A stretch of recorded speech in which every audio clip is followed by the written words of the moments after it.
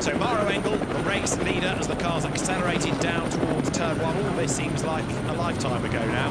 For many drivers, it was the start of a bad 24 hours. For others, the start of a good. First casualty, Augusto Farfus, tapped into a spin, around he went, and then just glanced by the GT4 Mercedes from the Black Falcon team. Farfus would get going again, but the car would be out before Eifel. Damage also to one of the Rover BMWs as it squeezed through the melee at the very first corner of the race.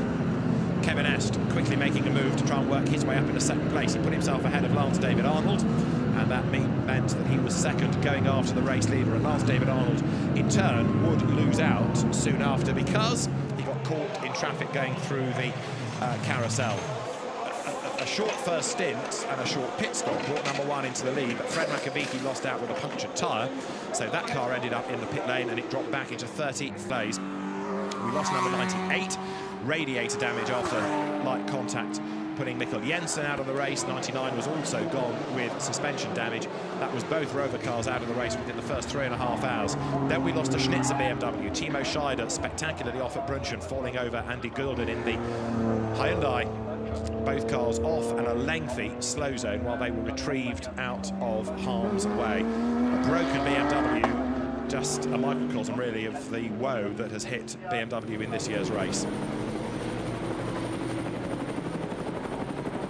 Dirk Muller would lose the lead soon after. Kevin Est doing another brave move. 2 wheels on the grass, going ahead as the cars accelerated along the Döttinger. Dirk Muller did not exactly give much racing room to Kevin Est, but how's that for bravery? 2 wheels on the dirt, absolutely flat out, job done. Porsche ahead of Mercedes. Jelmer Berman amongst those watching on from the pit garages. Then Roberto Falcon ploughed into the back of Josh Burden. He had slowed for a code 60. Falcon did not. The car rolled. It bounced from barrier to barrier. And that was another very long intervention period as cars were retrieved, drivers attended to, and shards of bodywork taken off the road. More pit stops during the night. Still looking good up front. It had become a battle by this stage between that car and the number 2 Mercedes, Adam Christodoulou, installed behind the wheel. Adam Christodoulou diving down towards turn 1, getting the car into the lead on the pit stops, ahead once more of the flying Porsche. However, the battle between them would not last for much longer. Adam Christodoulou eventually being caught out by the Toyota Supra, because as he went down to the first corner, there was a gap on the inside. He went for it. The Supra came across, and although that might seem a fairly innocuous bit of contact, it was enough to damage the chassis of the Mercedes. Just the angle of the contact. Another Mercedes in strife, and Adam Christodoulou, there's another angle of it, would head for the pit lane. The Toyota turned around. It carried on in the race. Adam Christo into the pits. The car went to the box, and he was furious. The engineers had a look, and the universal sign that it was game over. Only 3 laps into his stint, and Adam Christodoulou out of the race.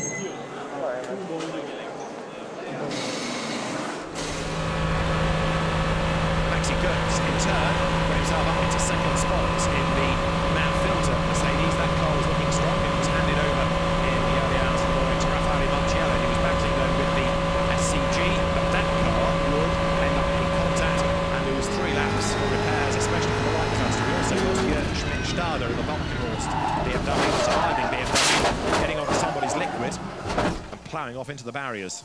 The culprit just up the road ahead. Ronnie Rast, another one trying to gain ground, making a move on number 16. The Mercedes wasn't letting it by there, but Rast eventually would make the move against the car driven by Tristan Vautier. Rast's Audi, as also the Phoenix cars, looking stronger as the race wore on. So eventually daylight came, and it was game on for second place. The battle between Mathieu Jaminet and the number 48 HTP Mercedes. Jaminet went through, gained the place, but then copped a 33-second penalty for being too short on his last pit stop. It had been a great battle between the two. The Fricadelli Porsche secured the position, moved through ahead of Christian Hohenadel. It all changed back, of course, on that penalty on the next round of pit stops. So Hohenadel fell to third. He would give way to Marciello. Christopher Hasser, in the meantime, pulled off another of these amazing moves at the end of the Döttinger, getting ahead of Frank Stickler. The 2 cars almost rubbing as they turned side by side through. Hasser, wheels on the dirt, and then he just got the job done before they came across intervention cars. as ever for the drivers. It's always a challenge out on the track. The penalty served by Mathieu Gemini. That had the effect of dropping the car back down into third place. As that 33 seconds felt like an eternity. Eventually the car released to the team, and then Sven Müller was installed behind the wheel of it, ready to go blasting back into the race. That of course then put the mad filter Mercedes back up into second place.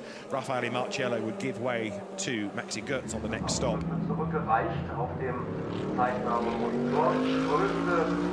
back into the race went the Fricadelli Porsche, but that car continuing to look strong. In the Audi fight, it was still game on. Stippler getting the position back, determined so to do. This, with Nico Bastian behind, was another of those amazing saves. Stippler dived out, found a back marker in the way, slotted back in, and tried again. Christopher Haase mugged in the toe, Stippler through, and all of this at the end of a stint. No sooner had Stippler got the place than it was time to head for the pit lane. But crucially, he got track position. He had put Phoenix back ahead of Land. Next round of stops, cycle through. Down the pit road they went, and that was a battle that carried on in the next hour of the race as well, with new drivers aboard, the Audis continuing to creep up the order. But the drama had not done yet. As Maxi Götz tried to thread his way through the back markers, there was an incident looming. We also had cars vaulting the barrier as the demands of this 24-hour race continued. Round the outside in the traffic went 29, René Rast getting himself ahead of Dries van Thor, but that would trade back, and trade back again. It's been one of the battles of the race. Wolfgang Land looking on and seeing two charging racers hard at work. Maxi Götz then losing out, first of all, to the charging Sven Müller, and worse was to come, because only 2 laps into his stint, the finger-deflating tyre caused the car just to behave differently. René Rast also came across drama, seeing the car vaulted over the barrier, up and out and now forced. He was able to go through as the marshals attended to the incident. The car having gone into the barrier, ridden across the top of it, and then toppled over, but the driver out of the car and being attended to by the officials. This was Götz's next drama, just skimmed the curve into the stint, so high drama. Now Maxi Götz, a retirement from the race, a flat tyre and broken front left suspension when the car had gone into the wall.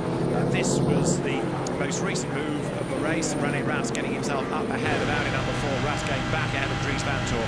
It's been a fabulous fight between these cars as the action has continued apace here, but amazingly, seemingly without a blemish upon it, 911 still leads.